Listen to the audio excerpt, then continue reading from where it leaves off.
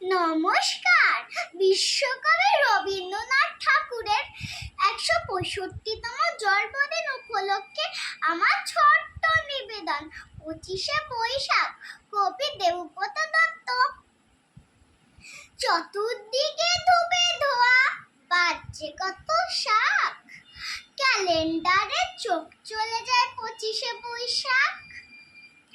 বোন বলল ঠাকুর পুজো, বাজছে না তো ঢাক, রেডিওতে বলছে শুধু ২৫শে বৈশাখ। মাকে বলি খাবো না আজ, যতই খেতে পাক, টিভির কাছে দেখবো বুঝে ২৫শে বৈশাখ। বাবা বললেন টিভি দেখা আজকে না হয় রাখ, সবাই মিলে করবো পালন ২৫শে বৈশাখ। ভাই বললেন বীর পুরুষ, দাদা বলল থাক, ভাগ্যে খোকা সঙ্গে ছিল ২৫শে বৈশাখ।